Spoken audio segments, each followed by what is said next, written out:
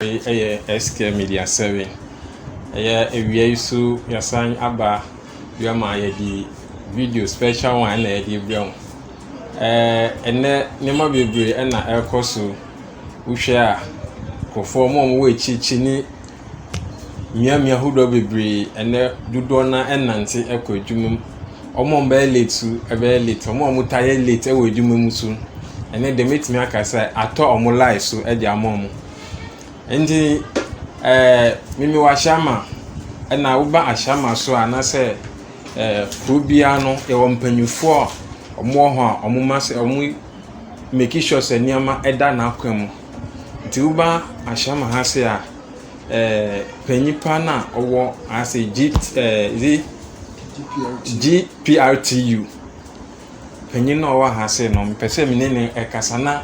onche nienti a ene trotro enye djuma kese na America aka se kofo bi na ntiko djuma trotro enye djuma na uko ashama main station na ya di station honum aye football park ama kofo ball pa ewo honum na other stations so na ewie ya twen e di aban papa na wa kire ni adikroport a ekoso ntina ye cars na se trotro no enye djuma nti message and no first time I will share now subscribe to SK Media 7 na one like na wa share e dey ama afufro so nti me we still time no me corner eni ye papa no akotwetwe nkomo e dey ampacho bi medin de Samuel Amwa okay Samuel Amwa me GPRT Ashama Traffic Light Branch Secretary. Okay. Me also me sign GPRT Ashama Welfare Secretary.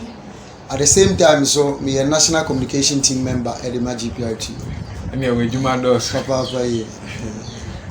if you idea, I'm say me friend, ama na I said busy no adosu and of course no free almost get it to 3 hours. Froze na number na busy na me friend na. Say every idea ye bahasa yankita no bone na uhia ene ashama na miami ahodo bebre su I say demonstration be e course e fa no truck drivers ni passengers meaning say passengers and say the high authority eye abayamu na eye sa demonstration e course uhia main station amu di aye football park na mo bobo na usu wakoye penyin no person be say adentina ye trotro for no amunye djuma ene na wache adikroport ntia sanema ekoso. Okay, me da se bebre na me nsha o say wetime twia ban ene awia bre na de wo mu nyina ne se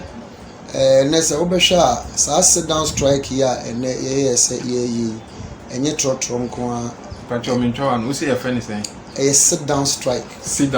Any demonstration. Okay. That's right. Demonstration there. Not just a whole abonting. Akoti etia aboku jani ade winsem ade akoto abanim na demonstration. So be demonstration a ese utimi nya tumi ade free ya papa no mapusifo nchen. But sit down strike there. Una wo ye wadwuma na wo se ne yama nkoyi nti unya adwuma. Na de wo munyina ne se wo manga na mu no ya formal ekuobi free Coalition Transport Operators in Ghana. So Coalition Transport Operators in Ghana no about 16 unions in Akambum tipper truck drivers tanker drivers Harbour Trucks Association which JAP to 4 edimu akotempa GRTCC which Ghana Road Transport Operators Coordinating Council and you can say online drivers and so to be honest with you yegusu aye kokona na okada fo nso ede omo nso ebeka ho se omo nso ebeka ku no de nti aye form oku ni se ye behunu se aye fango aye the major component aye the running a business no fango bo no akosoro me kire petroleum product no akosoro papa ye amene o ka se sa bre se wo hwa fango bo no akwakodu 6.85 cedis on per liter ewo aye gold girl there yen nyina nim say aban no ne dia nti eno na most of the time ne yedi ikuti na eno ne yen hwehwem ekohunu say taxes are egu petroleum product no so ne about 13 among the 13 taxes no yetimi identify 5 of them a yɛhunu sɛ saa 5 ne deɛ na kyerɛ sɛ nka saa bere deɛ ho nni mfasoɔ sɛ yɛbɛkɔ so a ne yɛtua saa taxes no on the petroleum product ɛno na coalition foɔ yɛka bom a yɛde saa asɛm bi kɔdan aban sɛ ɔmo nhwɛ na ɔmo scrap saa taxes no mfimfiri petroleum product no so sɛdeɛ ɛbɛyɛ afuo no bɛtumi aba fam nti yɛde akɔdan aban a yɛhwɛ anim a sɛ saa ade ɔmbɛyɛ ɛde ama yɛn yɛatwɛn a ɔmo nyɛ ɛmfa ama yɛn nti ɛno na yɛawa da atwa mu no coalition mpanimfoɔ ɛkɔhyia yɛkɔhyia no gyinasi a yɛsiɛ no sɛ aban ɛnyi tax no deɛ a ɛne yɛma aban abɛsi nnɛ dwoada na kyerɛ sɛ bɛsi nnɛ na kyerɛ sɛ wɔnyi saa taxes no mfiri ɔma fuel price no ma fam deɛ a ɛne ɛnnɛ na ahyɛnkafoɔ ɛwɔ ɔman Ghana nyinaa no ɛde ɔma hyɛn bɛsi hɔ a ɔmo nkɔ adwuma nti sɛ wohu sɛ biribi saa ɛkɔ so ɛnnɛ de a na ne nkyerɛ mu kakra na mede akyerɛ mu yi although along the line no ɛne da anadwo bɛyɛ 10 to 11 p.m. ɛna another information bɛto yɛ platform so sɛ chief of staff afrɛ yɛn mpanimfoɔ no bi mekyerɛ yɛ national chairman ɛma deɛ ɛwɔ mu nyinaa ne sɛ ɔse president pɛ sɛ ɔne mpanimfoɔ bɛhyia na ɔmatoato adwen na ɔmahwɛ na deɛ yɛpɛ no ɔmatumi ayɛ ama yɛn nti nka yɛn call strike no off by then nso na information kɔ fam dada drivers no bebree na anim sɛ ne yɛkɔ strike nti sɛ wobɛhwɛ a ɛnnɛ ebi yɛ adwuma ebi nso anyɛ adwuma ɔmo yɛ adwuma no yɛ ɔmo a ɔmo nya information sɛ yɛ calling it off no ɛna ebi mu nso anya saa information ne ntɛm nti ɛma ɔmo nso de ama hyɛn si hɔ a ɔmo anya adwuma ɛno na ɛma nsakra kakra ɛba kurom ne dɛ. Okay, because fra no pa ne nyinaa metimi aka sɛ taxi ne okada fo yi na ɛyɛ adwuma ɛna abobo yɛ ano bɛ ho ebi mu na ɔmo alodi nipa ne bebree. That's right. Nti bɛyɛ sɛ two yi mu ana me ho sɛ truck drivers ne bi ɛyɛ adwuma mpatwɔ na ɛba ne saa no ɔmo a ɔmo yɛ adwuma na sɛ na makɔle ne sɛ ɛyɛ sit down strike no na drivers no bi ɛyɛ adwuma that means saa drivers no ɔmo abɔ mu mmra asɛm so anaasɛ ɔmo nni ho kwan anaasɛ ɔmo wɔ ho kwan because ɛnyɛ truck drivers no nyinaa na ɔmo hyɛ union ase. That's correct. Nti ɔmo so ɔmo nhyɛ union ase na ɔmo so ɔmo wɔ ho kwan so ɔmo betumi adwuma wɔ kwan no so anaasɛ ɔmo nni ho kwan. Medase bebree unse bi di kankan sɛ enura anadwo no information by say you are calling it off nti no but before say you be calling it off no you dey communicate kɔ abɔnten e dey call all over our branches unions are ekasa 16 unions yi hu nyinaa branches nyinaa ma members nyinaa te aseɛ sɛ obi biara obego contrary to this arrangement ayɛ no will be severely punished. That is our members. But talking about the floaters no omu niku obiara mu no untimi nkɔhyɛw sɛ by force sɛ menye adwuma nti ne sɛ floater bi force sɛ me de meyɛ adwuma mra bi ani ho sɛ oba be kwakosi ni kwan sɛ ɔno de mo onyɛ adwuma but the enti a obehunu sɛ even your members no kora bi mu ɛyɛ adwuma ɛna me di kan kyerɛ wo mu sɛ information no ɛba ne sɛ you are calling it off but ebi mu anti ebi mu nso ɛteɛ but ɔmo mu niku obiara mu ne de mra bi ansi ɔmo kwan opa obetima join in unim sɛ wɔn nso utofuo na ne bɔ na kɔsoro dodo na unim sɛ affected na ko ayɛ kono unim sɛ we are fighting at the right cause you can also join sɛ de be yɛ nyina be ka bom a yɛ be ko ɔkɔdenden ma fuel price na timi abafo. Okay, na Mr. sɛ ɛfa ne sɛ ɛyɛ ekuo no obi nnim bia ni obi so ɛhwɛ video ɔne ekuo no mu na ɔpɛ sɛ ɔn bɛ join ekuo na like process bɛn na nipa no bɛ fuma sana ɔbɛ join ekuo no. Medase bebree wɔ Ghana ha amambrɛ mu no ho me Eli ni ha nka betimi akutu akyerɛ but later maybe we'll talk about that. Yɛwɔ LI 2180 saa friends say Eli ami boarding ɛno na govern the transport sector emra ɛyɛ nhyehyɛeɛ a ɛda ɛyɛ yɛdwumadie ho nyinaa no ɔma hyehyɛ ɛna ɔma pass law no parliament a ɛno na govern yɛdwumadie no ɛkyerɛ sɛ ansa na ɔhyɛnkani bi a na commercial driver bi abe operate afa passengers wɔ man Ghana mu no ɛsɛ sɛ ɔde ne ho dɔm ekuo bi the person must belong to an existing union existing recognized union ansa yetimi ama ne kwan sɛ ɛsɛ sɛ operate as a transport operator samre ɛda hɔ a ɛsɛ sɛ obi adi so but akɔɛ sɛ ɔman mu ankasa ne nyemmere ne nyinaa na nkrofo timi di so nti ɔmo ni union mu kra no wɔ mmere mu no omatomra esese posifo etimichi de befa sa akonya enso ne aka kire floater bia se eso bia bomoden aso ode ne ho bedom eye drivers union untimi ndom eye kuo the existing union no krapo na mo doso kakra mo betimi afom group na mo nso betimi akọ register mo organization na mo ye recognize say de be ya nhihye bia wo ho nso a mo nso mo betimi edi so na sesi amene o ka say ye kuo GPRT de ye bia ye pono ede ato ho a obi a opese obedom ye kuo no eno ane say obeba na wabebo ye pono mu na wabechro eye krata ede amakuo ni say me nso me pese me bedom kuo no oba ye beje wawa atu obi wo nso a ono de oba o say me pese me member na mo me pese me di me fidie ni be ye adwuma wo station ho eno nso kwan da oba ehun hyehyeye wo ho a ye betimi ne waye na won nso atimi abeka ye ho ne ye nyina abom ede aye adwuma. Okay, that means almost more advantage sir betimi aye den abedwen ti be sre mo amusu mu hwe eye video yi sɛ woyɛ driver na wonni union bia mu no ɛboa in case problem yi to a ɔbɛtumi ayɛ den aboa na mpatwɔ ɛyɛ sit down strike no ɛkɔpem ɛnahi ansa na ɛyɛ 1 week anaasɛ wɛnɛ nko anaasɛ ɛbɛsa to aso bio medase medikan ka sɛ ɛbra yɛhyia no nhyehyɛ ayɛ ne sɛ sit down strike na ɛbɛyɛ indefinite ye ma a time frame say ye ne nne ana echina akosi echinachi na mum ade ana ye hwe anim say aban enye ma ye no ye identifies ye taxes be on the petroleum product midi kan tax be to say a special petroleum tax so special petroleum tax no 46 pesos and that fuel can say liter bia no 46 pesos and na oba price stabilization and recovery levy 16 pesos. Uba another tax be to the box margin 9 pesos. Uba sanitation and pollution levy and also 10 pesos. Then Uba energy debt recovery levy and energy sector recovery levy. So I levy me so ma can boom and minus 50 pesos. Bako 1 peso na bako 49 pesos. Ye can sa taxes when you na boom no ebe 1 cedi 50 pesos on every liter. And no na ye catch aban say only sa taxes na free petroleum product no so. Enti they see an ye strike na ye ye buta nyina ne say aban yi sa taxes amabobodi free petroleum product no so. Enti so wen yi a enya ade a ye nso ye be ye adwuma na emom no ya ma ye ho mre bi as amre ne de is within ourselves. Yen aya hyehye de ato wo say ye hwe kosi sam pempenso no na sa aban yi tax na free ho de a ene ye ya boy trimpo e wo plan foforo ye be sande aba abonten a eno de is within ourselves emre ne so a timamfo nyina nso betimam asam la o ka say abo me hu kakra say na ma bo mutimu for ebiana sa timpo no e kwama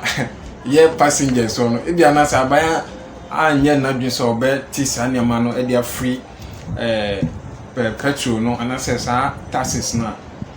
musum be increase transport no na eba ni sa be ma passengers no so omuso be kasa kakra ti say na ye de bia eta ho wo chocho mu ni to kwa esi wo meet ni passengers ntemu no cre the okay no cre pepe so be sha ho ye ne aban won hihye bi say fuel no omutum up to 10% na oma work lorry fare increment e dia ma drivers and as ashenkafo ye sha 50 time ye to ye lorry fare mu ma ye 13% e di besi enne me na okasai ya to fuel no mu 13.5% kire say ya exceed time SSA omo ma ye lorry fare increment. This obi be bisa say any other na monko fight for lorry fare increment rather na monko say yente petroleum product no so eno na ya hwe hunu say no timamufo ho kire won aho kire e wo krum ena at the moment ye beto lorry fare mu pepepe na affect obi affect all the sectors enti eno na ya identify say there be this time around no yempesi ye de bed ne to timamufo too much nti ya identify sa taxes ya 150 pesos on the letter muyi free so say muyi free so say dey be ya yen koto lorry fare nim ɛno na yɛka ne nti ne yɛka sɛ abayɛ ntimi anyi saa taxes yɛ mfiri hɔ de a anhwɛ deɛ adeɛ bɛkɔkɔbaa ne sɛ yɛnto lɔre fɛ mu yɛkɔto lɔre fɛ mu nso amini a nso nim ahokyerɛ ɛde bɛba ɛtimamufoɔ so ɛno nti ne yɛka akyerɛ atiefoɔ ɛne passengerfoɔ adwumayɛfoɔ sukuufoɔ biara ɛmmɔ mmɔden sɛ ɔmo nso ɛde ɔmo ano bɛto mu bi because anhwɛ ne yie na abayɛ ntie ne antifoɔ no so pɛpɛpɛ the next thing a yɛbɛyɛ no ɛsɛ yɛkɔto lɔre fɛ mu because ɛsɛ adwuma no a yɛyɛ no yɛde ka ɛna yɛde yɛ adwuma no driver ni bɛtɔ fuel de sika bebree bɛtɔ fuel de agu ne kaa mu at the close of the day ɔbɛyɛ adwuma no na na ɔde ne sika nyinaa san akɔtɔ fuel bebree na ntumi nyɛ ɔmo sales ɔmo nyɛ sika kora nto ɔmo butom a ɔmo de ɛbɛhwɛ ɔmo yerenom ne ɔmo manom nti no wei ne nsɛm kakra ɛwɔ hɔ. okay yɛbɛda wɔ ase bebree ba ansa na yɛde yɛn kɔmɔ twitwam bɛba wie no ɛsisi a no wohwɛ a yɛwɔ December mu sɛna drivers no dodoɔ na ebi mu twi car no ɔpɛ sɛ ɔnkɔmba ɔkɔ no mmerantɛ no nso abɛlodi na ɔnya ne sales no win pɛ sɛ ɔntu drivers fo no ɛfo kakra ɛma yɛ na passenger fo no so yɛ ana atemdidie wɔ car no na ɔmo so ɔmo nya abotema driver because driver no ɔmo nyina ɔmo kɔ ekita driver no yɛsi sɛ doctor ni ɛyɛ mistake baako ɔkum nipa baako na sɛ driver ni ɛyɛ mistake a ɔkum nipa bebree nti pɛsɛ ɔmfa akonya na otu adriverfoɔ no so ɛfo kakra mai yo mɛfa saa akonya yi so na ma tu ahyɛnkafoɔ nyinaa saa bere mɛtu ɔmofo sɛ season na yɛwura mu no ɛyɛ December a yɛ approach Christmas me wasɛm bi a meka sɛ edu saa month of ba na ya na nsɛm ahodoɔ bebree ɛna ɛwɔ mu ɛno nti yɛbɛtu ahyɛnkafoɔ nyinaa fo sɛ yɛpamokyɛw yɛwura December yɛkɔkɔwura Christmas yi obiara nya abotre ɛwɔ ne hyɛn a ɔɔka no na yɛmfa traffic na sɛ road traffic regulations no yɛmfa ɛnyɛ adwuma overspeeding ɛyɛ adeɛ baako a etimi eku adriverfoɔ ne passengerfoɔ yie paa yɛnhwɛ ɛno yie wrongful overtaking yɛmmɔ mmɔden asɛ yɛbɛhwɛ ahwɛ yie sɛ baabi a yɛakyerɛ sɛ menkɔyɛ overtaking no menkɔ na nkɔyɛ overtaking adeɛ baako a mɛsan akasa afa ho nso ɛyɛ fatigue driving wo drive wonim sɛ wabrɛ wɔ yɛn hyehyɛ mu no yɛsɛ ɔhyɛnkani deɛ ɛnsɛ sɛ wotwi wo hyɛn no more than 4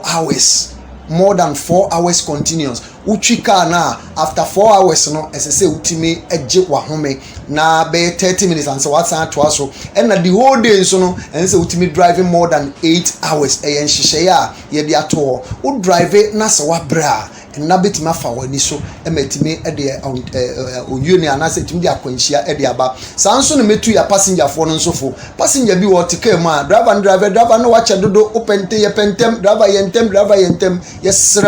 yesremo shenkani no okuta shen no ne 5 senses ni nyina eye adwuma ne nan ne nsa ne hwene ne ti bibia ye adwuma wo sand the pressure koto no so a anhwe ni ya na de akwanhia ene akwakoba so shenkani ni nso eye mistake bi na se ne driving ni mu na se mo be correct no nso a mama mfa de emfa correct no abutre mu no aka kire ne driver say uka no nte ase a udu the nearest police station a utimi report na na say station a wo fa car no most of the time you display your phone numbers e wo station so na wa free the station executives no na wa twe omadwen e de asi so na said de ebe ya yenso ye ne ahyenkafo no be kasa no ye de mo ebe kasa ye ma obi bia merry Christmas in advance e bom pa say nyame mfa yinwura Christmas mu no mfa yintwa enkosi the next year asundwe mu e da mo nyina ase. Okay, mpacho say bia na obi ehwe na opese on be join union obi obepese obenya number bia na se bi obe frɛ na in case opese on join iko no so wait me do na ma to join na omuso on be join yo me di kan ka say me di no de Samuel Amoa me a national communicator Emma GPR2 assign servo as a Shaman GPR2 welfare secretary at the same time so me also me a Shaman traffic light branch secretary opese utie bibia anaso unya nchiremu bia anasa opese obedom yeko ya obetime afresa ahoma trufu 0243 062 953 I repeat 0243 062 953 thank you. Okay nti ashefo ebeda mu asibibre say o share video yi na ebeda papa na say Mr. Samuel so bibre say wa bra yi pa wa chinchin sa no so your friend no opportunity ama oni ye den eye interview nti mese sese na odi kan kan drivers no some bebre menhwɛ sɛ passenger bi ɛrekasa ɛtia wo ne mmom yɛ dɛn brɛ wakoma ase na nya botem a ne fa ɔmo kɔduru bi a woyɛ dɛ wokɔ no ewom sɛ wonyi wo sika na ɛyɛ dɛ ahia wo na so ma passengers no ɔmo so ɔmo ho hia wo ɛna yɛ passengers no so mutena ka mu a munya botem ɛma drivers no ɛna mate for no tɔka bebrebe ne nyina mfa yɛ nkɔsɛhwɛ nti ɛsrɛ sɛ ne no first time a wohwɛ na wa subscribe fɛfɛ na wa share diama na coupon share we power.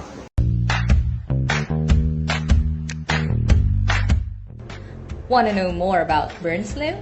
Burn Slim has different ingredients: Garcinia cambogia, green tea extract, L-carnitine, conjugated linoleic acid, white kidney bean extract.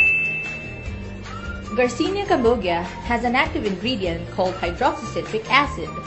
It blocks citric lyase, which your body uses to make fat. So, Garcinia cambogia makes you feel less hungry. Green tea extract helps maintain body weight. Best for diabetes,